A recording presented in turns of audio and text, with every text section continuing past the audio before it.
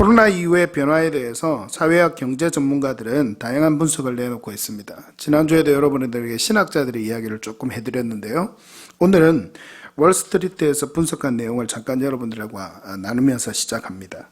코로나의 여파로 반세계화 흐름이 강해질 것으로 봅니다. 그게 무슨 말인지 아시겠죠?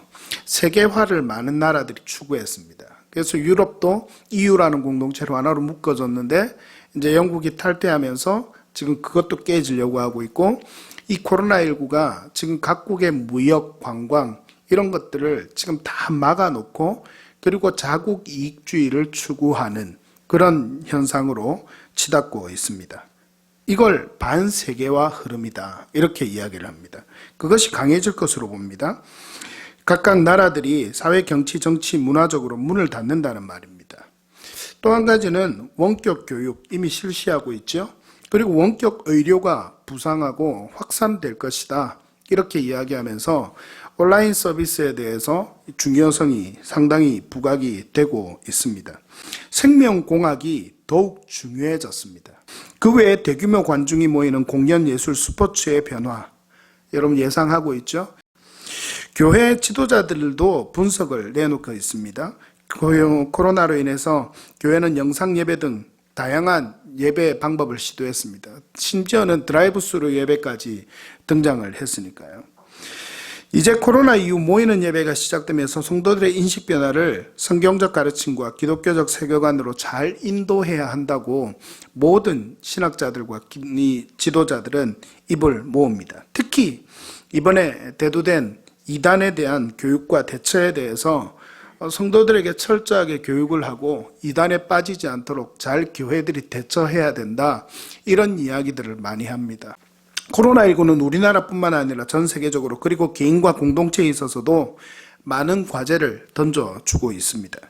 이제 잘 정리하고 반응해야 할 것입니다. 여러분 개인적으로도 이 코로나 이후에 내가 어떤 직업을 가져야 할 것인가, 또 내가 어떤 가치관으로 살아야 할 것인가 한번 곰곰이 생각해보고 정리하는 시간을 가질 수 있으면 좋겠어요. 이 대응에 따라서 개인과 나라 그리고 교회의 미래가 좌우된다 이렇게 이야기를 합니다.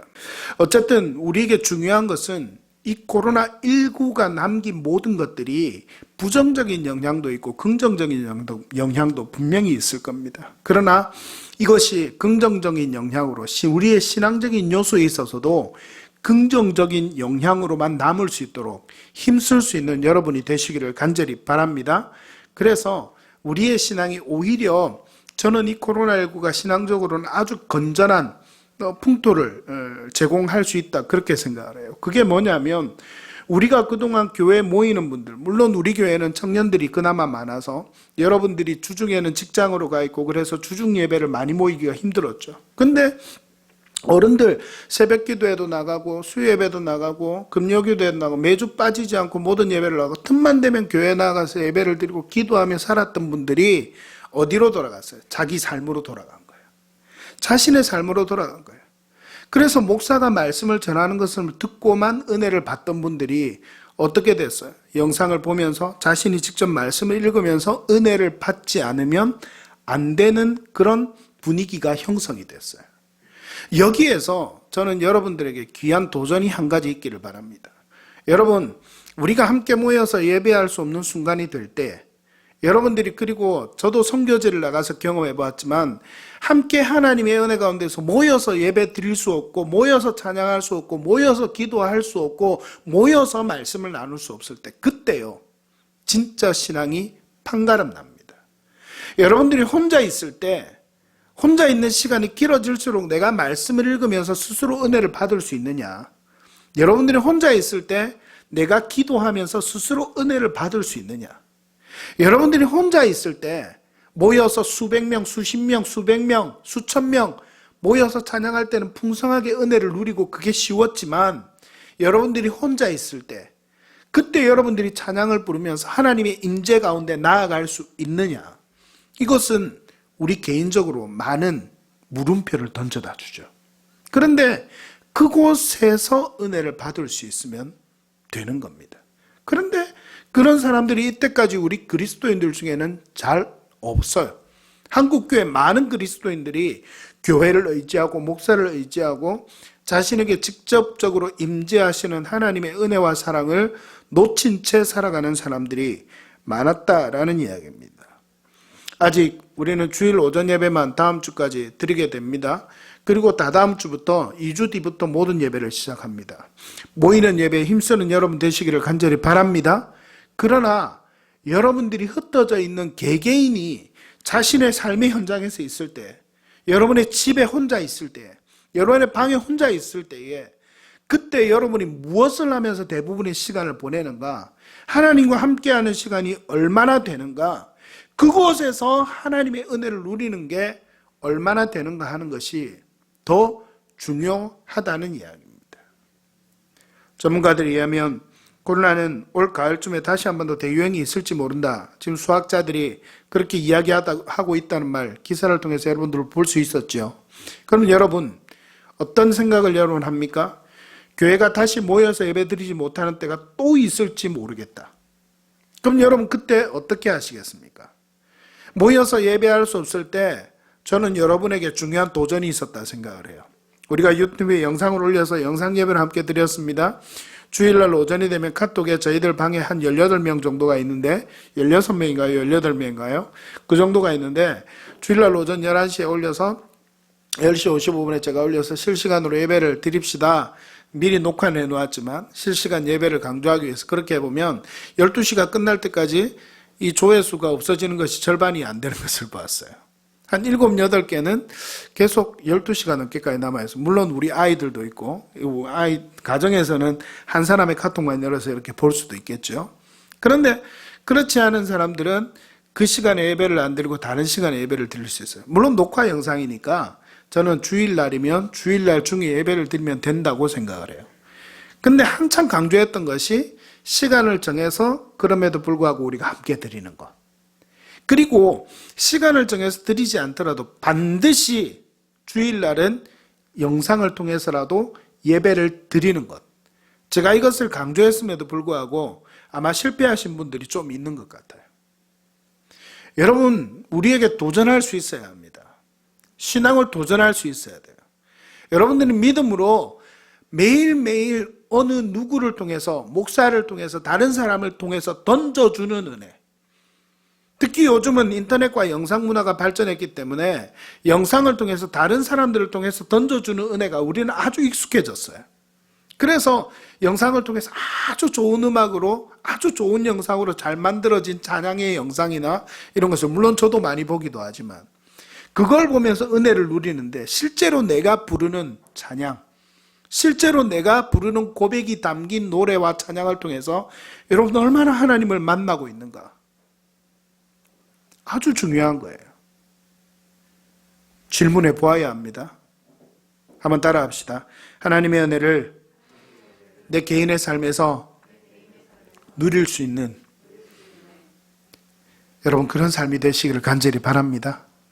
여러분 그런 삶이 되어야 돼요.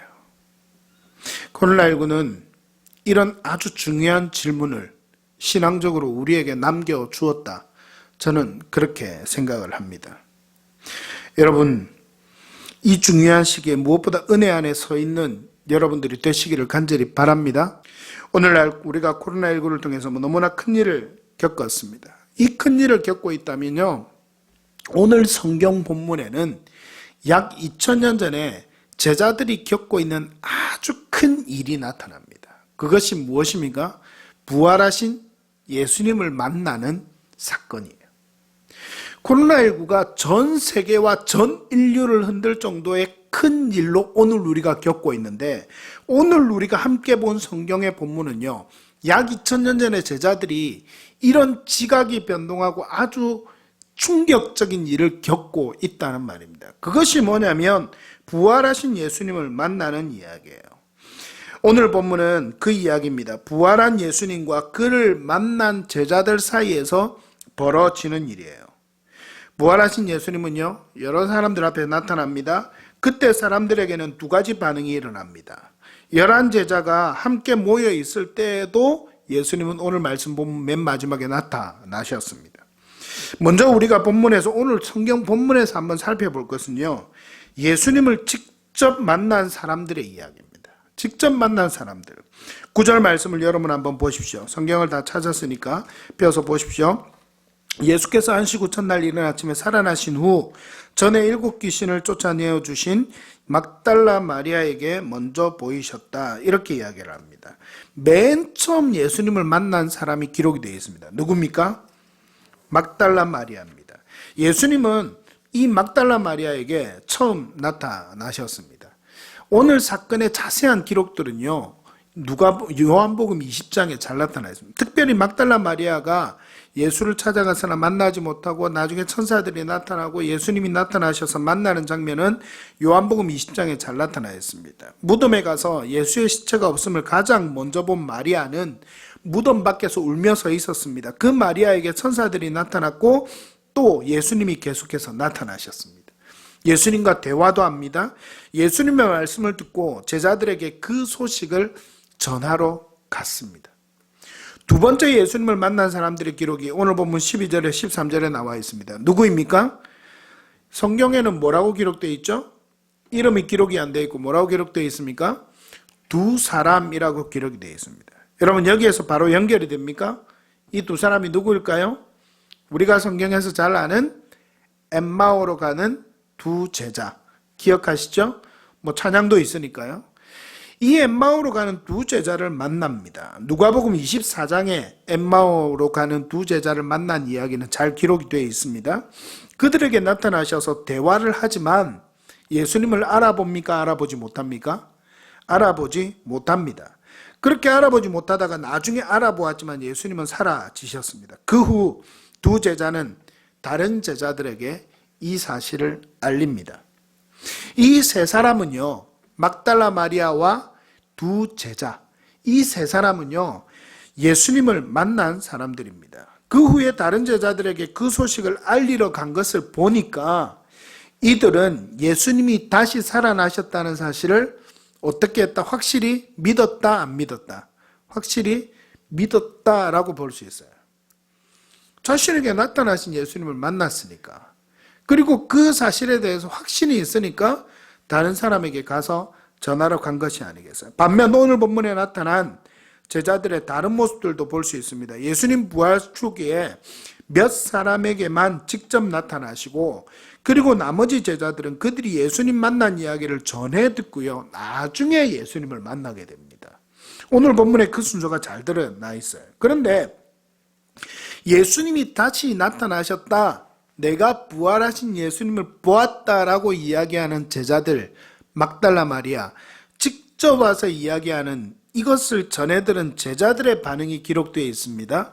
11절과 13절을 여러분 한번 보십시오. 11절 맨 마지막에 제자들이 그것을 듣고 반응하는 말이 뭡니까? 듣고도 어떻게 했다고요? 믿지 아니하더라. 13절에 보십시오. 두 제자가 남은 제자들에게 가서 말합니다. 그런데 어떻게 했다고요? 역시 믿지 아니하더라. 그렇게 말합니다. 여러분, 자, 고개를 들어서 저를 보십시오. 여러분, 예수님을 믿은 사람이 있어요. 부활하신 예수님을 믿은 사람이 있고 부활하신 예수님을 믿지 못한 사람들이 있습니다. 모두 다 예수님을 따르던 사람들이었어요. 막달라 마리아도 폭을 넓게 보면 제자 중에 한 사람이라고 볼 수 있죠. 11제자에 속하지는 않았지만. 그런데 이 제자들 중에 지금 예수님을 믿는 사람들과 부활하신 예수님을 믿지 않는 사람들이 있었다라는 거예요. 여러분, 그 차이가 어디 있는 줄 여러분 아시겠습니까? 오늘 본문에서 그 차이가 어디에 있습니까? 저는 두 글자로 이것을 정리해보고 찾아볼 수 있었습니다. 그것이 무엇인가 하면 여러분 한번 따라할까요? 만남. 바로 만남이에요. 막달라 마리아와 두 제자가 예수님을 믿고 자신들이 믿은 예수를 다른 제자들에게 가서 말할 수 있었던 이유가 뭘까요? 그것은 만남이었어요. 예수님을 만났기 때문에 가능한 것이었죠. 그러면 반대로 이들과 상반된 모습이 나오는 다른 제자들은 어떻습니까? 예수님 만났습니까? 만나지 못했습니까? 만나지 못했어요. 오늘 보면 마지막에 11제자에게 나타나지만 나타났을 때에도 요한복음 20장에 보면 11제자를 만난 이야기가 상세하게 기록이 되어 있는데, 거기에서도 보면 예수님이 나타나셨음에도 불구하고 믿지 못하더라. 인간의 상식으로 이해가 안 되는 일이니까. 완전히 죽었고 살과 피 한 방울, 물 한 방울까지 흘림없이 다 흘리면서 죽어가는 예수님, 죽었던 예수님을 자신들이 직접 보았는데 그 주님이 다시 살아나셨다고 하니까 믿을 수 없었던 인간적인 상식을 뛰어넘는 이것 때문에 이들은 믿을 수가 없었던 거예요. 그런데요, 예수님을 직접 만났던 오늘 본문의 마리아와 두 제자는 예수님을 확실히 믿었습니다. 그런데 예수님에 대해서 전해 들었던 제자들은 믿지 못했어요. 저는 이 본문에서 오늘 중요한 사실을 한 가지 찾는데, 그것이 바로 만남이라는 거예요. 여러분, 우리가 왜 믿음이 약해지고 왜 믿음이 없는 존재로 우리가 이 땅에서 서게 되는가? 늘 하나님의 은혜 가운데 처음 내가 구원받을 때 예수 그리스도를 만나는 게 가장 중요합니다. 그래야 우리는 예수 그리스도가 내 삶의 주인이심을 고백하고 인정하고 예수님을 인정하고 살아갈 수 있는 인생이 됩니다. 그러나 그것 한 번으로만 끝난다면 이 만남은 의미가 없는 거예요. 계속해서 우리가 믿음으로 살아가는 삶 가운데서 말씀으로, 찬양으로, 기도로 내 삶 가운데 함께 하시는 하나님을 만나고 느끼고 고백하는 그런 믿음이 있을 때야 진정한 믿음이 유지되고 진정한 믿음으로 하나님의 은혜 가운데 살아갈 수 있는 삶이 된다는 말입니다. 중요한 것은 만남입니다. 제자들이 예수님을 공생애 3년 동안 따라다닐 때 예수님을 얼마나 위대하게 봤습니까? 얼마나 예수님의 능력에 대해서 그들이 찬양하고 가슴이 뜨끈뜨끈해서 하나님을 따라갔을까요? 그런데 그들이 예수님을 믿지 못하는 이유는 부활하신 예수를 만나지 못했기 때문에, 듣기는 했지만 만나지 못했기 때문입니다. 인생을 조금 더 오래 산 사람일수록 만남의 중요성을 잘 알 거예요. 어떤 사람을 만나는가 하는 것이 인생을 어떻게 합니까? 좌우합니다. 태어나서 가장 처음 갖는 만남, 무슨 만남이 있습니까? 여러분이 태어나서 가장 처음 만나는 사람이 누구죠? 부모님이죠. 엄마를 제일 먼저 만나고 그 다음 아빠를 만나겠죠. 배에서 나올 때 어쩌면 의사를 가장 먼저 볼지도 모르겠어요. 근데 아빠를 먼저 만나고 엄마를 만나고 부모님을 만나죠. 그리고 어린이집, 유치원, 학교에 들어가면 누구를 만납니까?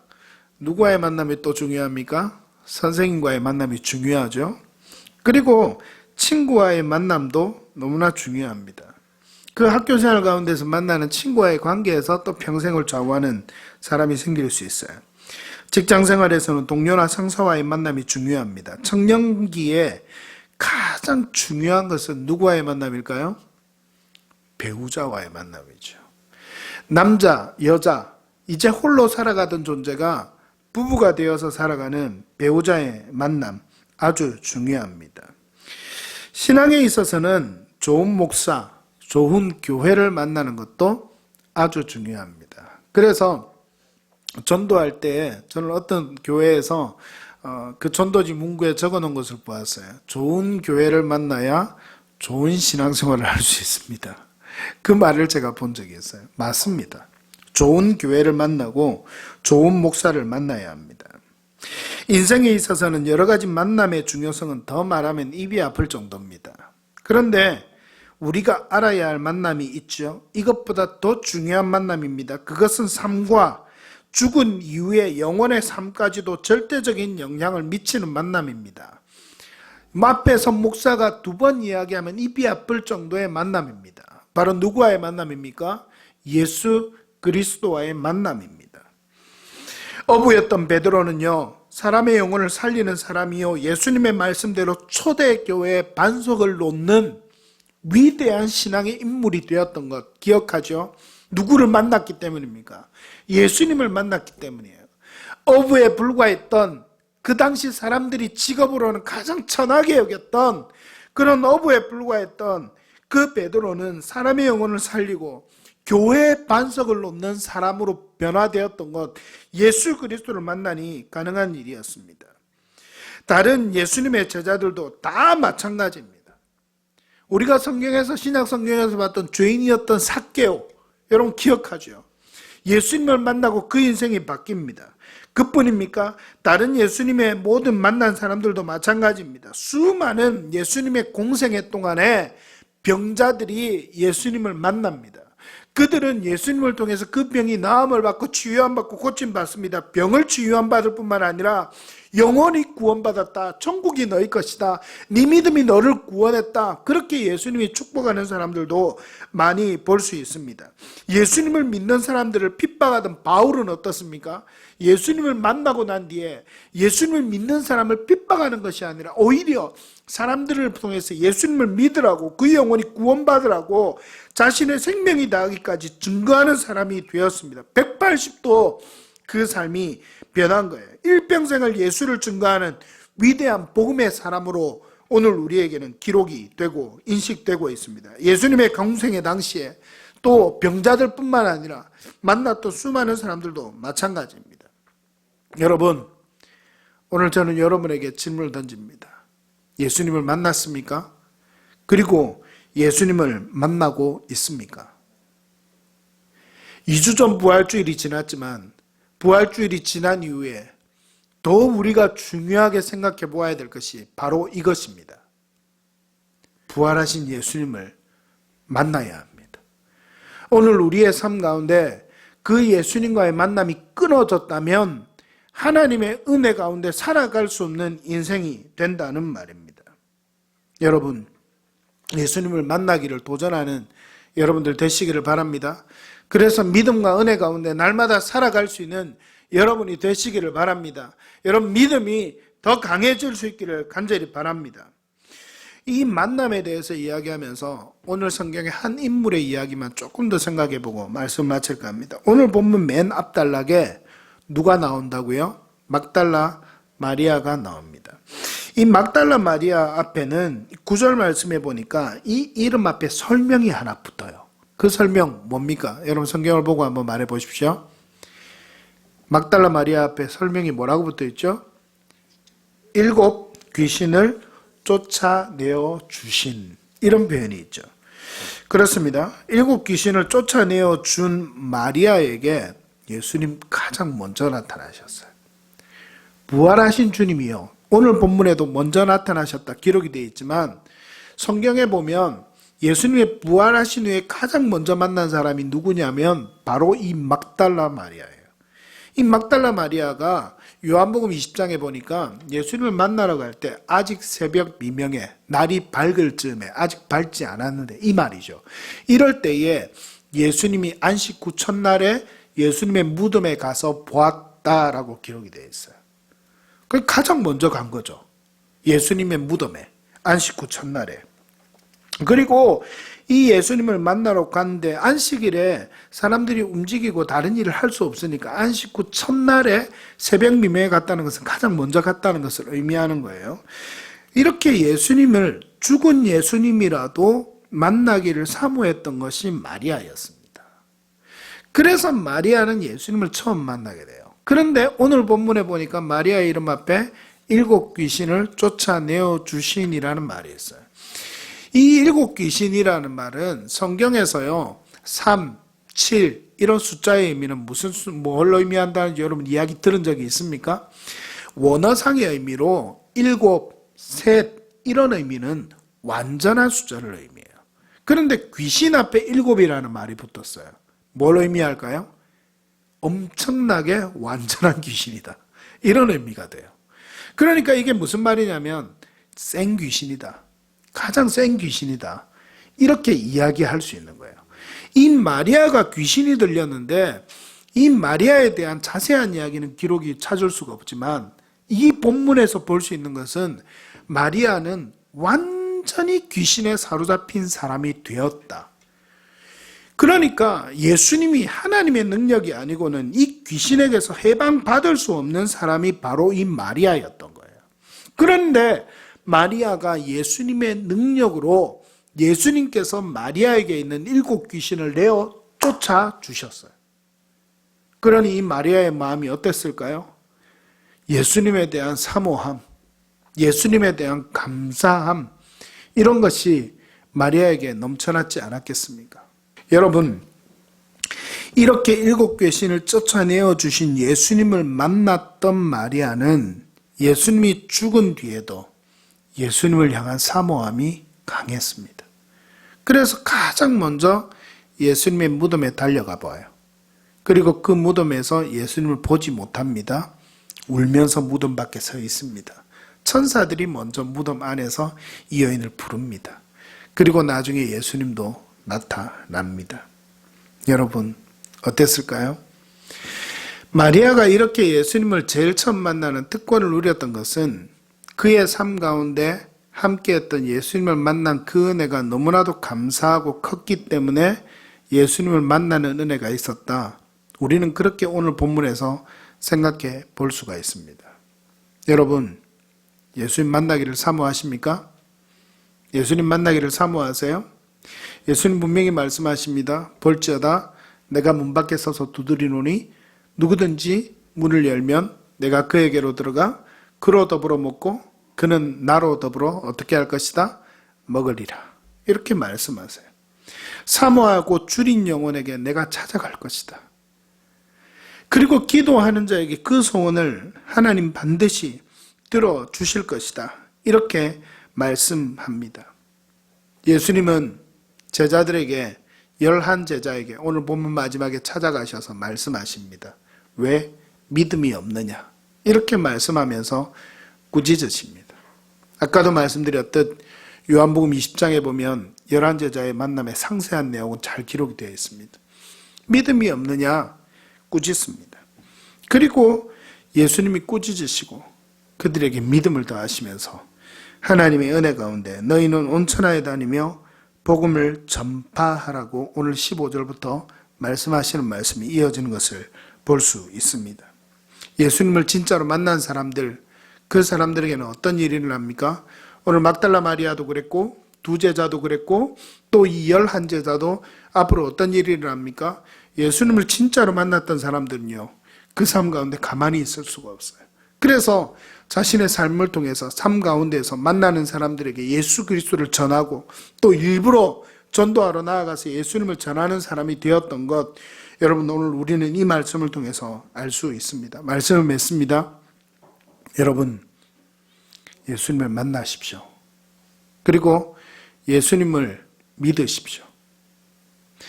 여기서 만나고 믿는다는 것은 아주 실제적으로 예수님을 만나야 합니다. 오늘날 예수님이 직접 우리에게 나타나시지 않는다, 그렇게 이야기하는 분들도 아니요. 이 성경의 66권은 매일매일 예수 그리스도를 우리에게 보여줍니다. 뿐만 아니라 우리가 기도할 때에도 여러분에게 조용히 찾아오셔서 함께 하시고 여러분을 따뜻하게 안아주시는 주님 여러분 느끼고 만날 수가 있습니다. 찬양할 때 하나님이 여러분들 가운데 임재하십니다. 여러분 그 하나님을 만나는 은혜가 여러분들에게 있기를 간절히 바랍니다. 그래서 날마다 이 예수님과 만나고 동행하고 믿음으로 하나님과 은혜 가운데 나아가 진정한 믿음이 우리의 삶에 좀 뿌리 내리고 그렇게 예수님을 믿는 삶이 다시 한 번 더 우리 예드림교회 성도들에게 시작되기를 간절히 바랍니다. 여러분 도전하십시오. 매일 말씀, 매일 기도, 여러분 끊임없이 하나님 앞에 나아갈 수 있는 여러분들이 되기를 바랍니다. 주보에 큐티가 올라가고 예드림 기도의 제목을 제가 매주 수정해서 올려놓습니다.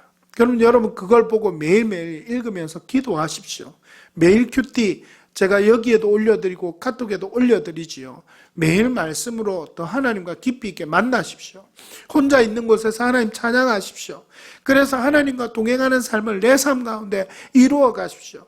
하나님의 축복, 하나님의 은혜가 여러분의 것이 될 것입니다. 할렐루야. 그런 은혜가 우리 모든 예드림교회 성도들 가운데 있기를 간절히 축복합니다.